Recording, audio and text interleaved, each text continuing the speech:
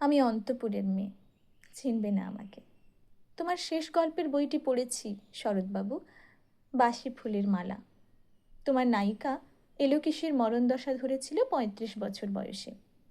২৫ বছর বয়সের সঙ্গে ছিল তার রেশারেশি। দেখলেম তুমি মহোদশয় বটে, জিতিয়ে দিলে তাকে।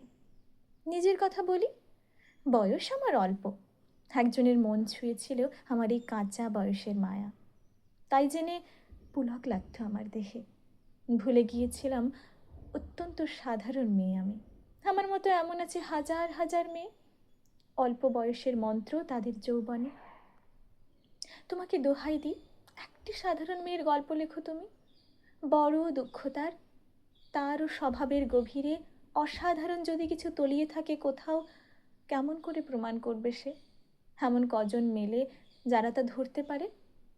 কাঁচা বয়সের জাদু লাগে ওদের চোখে, মন যায় না সত্যের খোঁজে। আমরা বিকিয়ে যাই মরীচিকার দামে। কথাটা কেন উঠল তা বলি। মনে করো তার নাম নরেশ। সে বলেছিল কেউ তার চোখে পড়েনি আমার মতো। এত বড় কথাটা বিশ্বাস করব যে সাহস হয় না, না করব যে এমন জোর কই। একদিন সে গেল বিলেতে। চিঠিপত্র পাই কখনো বা, মনে মনে ভাবি রাম রাম, এত মেয়েও আছে সে দেশে, এত তাদের ঠেলাঠেলি ভিড়, আর তারা কি সবাই অসামান্য, এত বুদ্ধি, এত উজ্জ্বলতা, আর তারা সবাই কি আবিষ্কার করেছে এক নরেশ সেনকে, স্বদেশে যার পরিচয় চাপা ছিল 10-এর মধ্যে। গ্যালোমেলের চিঠিতে লিখেছে লিজির সঙ্গে গিয়েছিল সমুদ্রে নাইতে। বাঙালি কবির কবিতা কলাইন দিয়েছে তুলে, সেই যেখানে উর্বশী উঠছে সমুদ্র থেকে।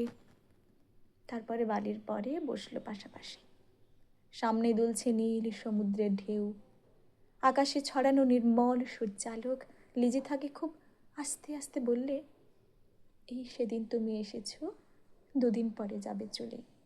ঝিনুকের 2টি খোলা, মাঝখানটুকু ভাড়া থাক একটি নিরেট অশ্রুবিন্দু দিয়ে, দুর্লভ, মূল্যহীন। কথা বলবার কি অসামান্য ভঙ্গি। সেই সঙ্গে নরেশ লিখেছে, কথাগুলো যদি বানানো হয় দোষ কি, কিন্তু চমৎকার।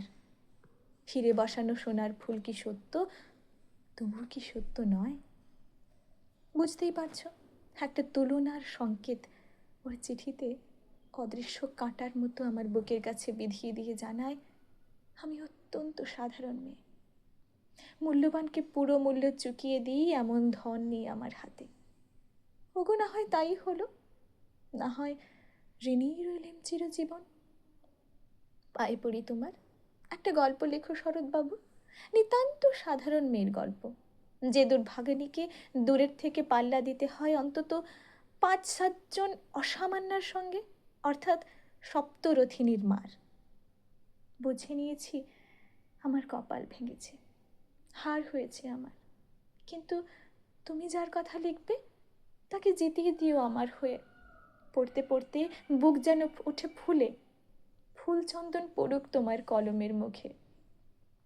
তাকে নাম দিও মালতী, ওই নামটা আমার, ধরা পড়বার ভয় নেই, এমন অনেক মালতী আছে বাংলাদেশে।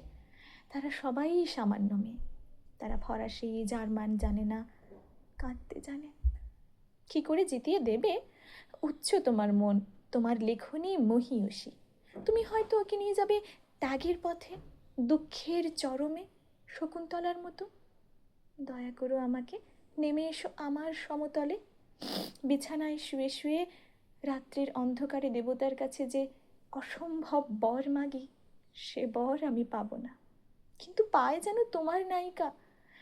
রাখো না কেন নরেশকে 7 বছর লন্ডনে, বারে বারে ফেল করুক তার পরীক্ষায়, আদরে থাক আপন উপাসিকা মণ্ডলীতে। ইতিমধ্যে মালতী পাশ করুক MA কলকাতা বিশ্ববিদ্যালয়ে, গণিত হোক প্রথম তোমার কলমের এক আঁচড়ে। কিন্তু ওইখানে যদি থামো, তোমার সাহিত্য সম্রাট নামে পড়বে কলঙ্ক।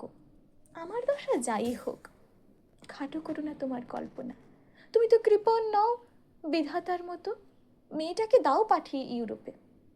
সেখানে যারা জ্ঞানী, যারা বিদ্বান, যারা বীর, যারা কবি, যারা শিল্পী, যারা রাজা, দল বেঁধে আসুক ওর চারিদিকে।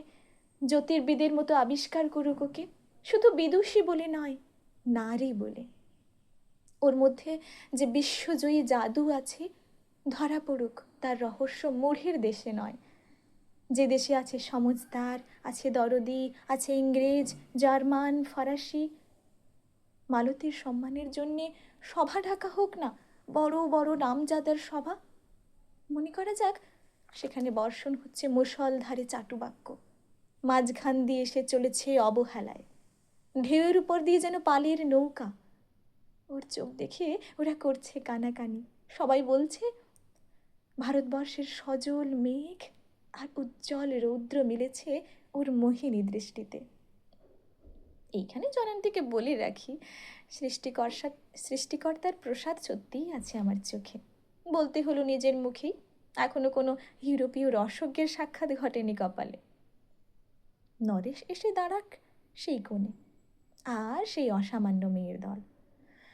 আর তারপরে আমার নোটে শাকটি মোড়লো, স্বপ্ন আমার ফুরলো। হায় রে সামান্য মেয়ে, হায় রে বিধাতার শক্তির অপব্যয়।